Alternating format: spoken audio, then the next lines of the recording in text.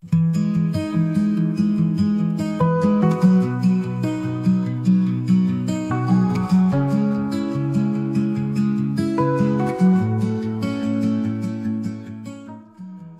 Ibu, saudara-saudari, orang muda Katolik, dan anak-anak sekalian yang dikasihi Tuhan. Kita berjumpa lagi dalam katekese visual. Setelah kita memahami apa yang menjadi dasar dari sakramen Krisma, bagaimana perkembangan sejarahnya, dan juga apa yang menjadi materia dan forma dari sakramen Krisma, maka dalam perjumpaan kali ini kita akan mendalami bersama-sama makna dari sakramen Krisma. Sebagaimana telah kita coba dalami di awal, bahwa sakramen Krisma sering dipahami sebagai kelanjutan atau pelengkap dari baptis. Namun sesungguhnya Krisma adalah sakramen yang berdiri sendiri, yang menggenapi karya keselamatan Allah dalam diri seorang Kristiani. Dalam Krisma, Roh Kudus diberikan secara khusus dan penuh untuk memperkuat iman, memeteraikan kesatuan dengan gereja, dan mengutus orang beriman untuk menjadi saksi Kristus di dunia. Berikut ini adalah makna penting dari sakramen Krisma. Pertama, penguatan rohani.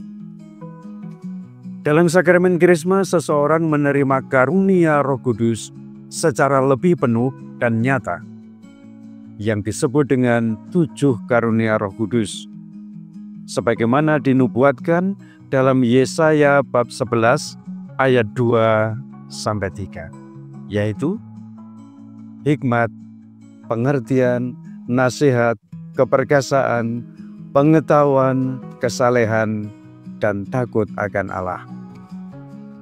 Karunia-karunia ini bukan sekedar simbol atau teori, tetapi tenaga atau kekuatan ilahi yang bekerja dalam batin dan tindakan orang beriman, menuntunnya dalam setiap aspek kehidupan.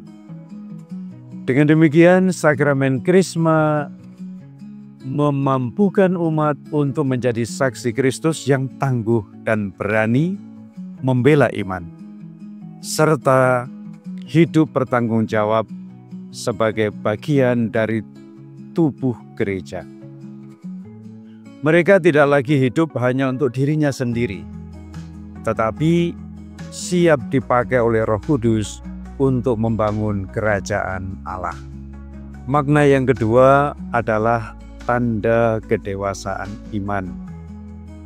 Sekali lagi, Krisma bukan sekedar seremoni atau kelanjutan formal dari baptis. Sakramen ini memiliki makna yang sangat dalam, menandai kedewasaan rohani seseorang dalam iman Kristiani. Sama seperti seorang anak yang tumbuh menjadi dewasa secara fisik dan mental, demikian pula umat yang menerima Krisma dipandang telah siap bertumbuh dalam kedewasaan rohani. Tentu, kedewasaan iman ini tidak diukur dari usia biologis, tetapi dari kesanggupan untuk mengambil tanggung jawab spiritual dan moral dalam hidupnya.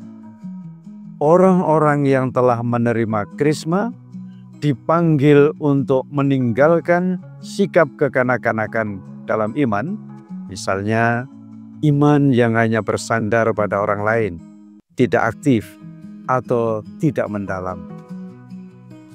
Kedewasaan iman tampak dalam kesediaan untuk melayani, mengambil peran aktif dalam komunitas, menjadi saksi Kristus di tengah masyarakat, dan menghadapi tantangan hidup berdasarkan Injil.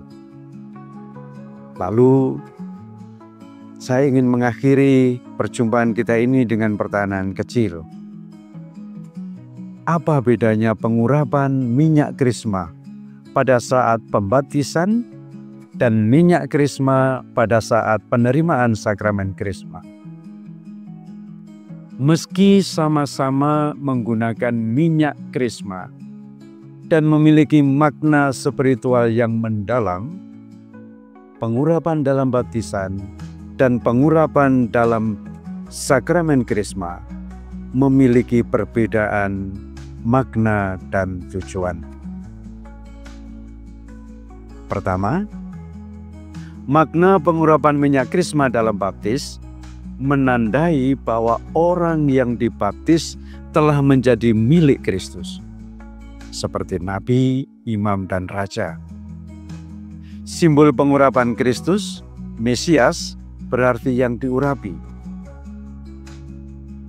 Juga sebagai tanda awal bahwa orang telah dipilih dan dikuduskan oleh Allah untuk hidup dalam terang Kristus.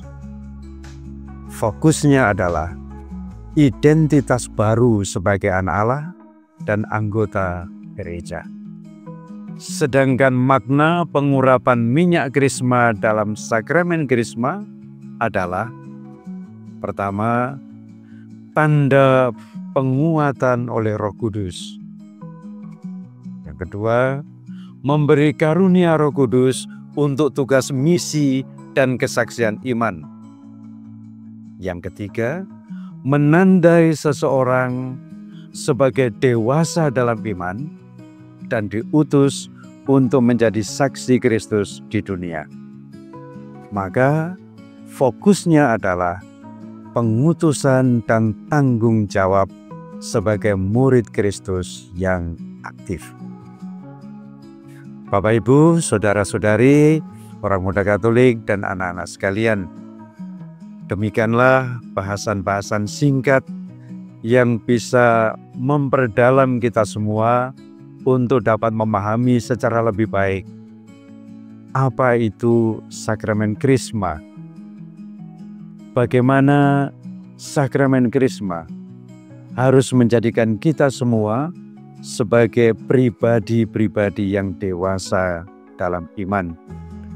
Semoga dengan penjelasan-penjelasan singkat selama beberapa kali ini yang membahas tentang sakramen krisma ini, kita semua sungguh semakin dapat menyadari dan dapat menjadi saksi-saksi Kristus di tengah dunia.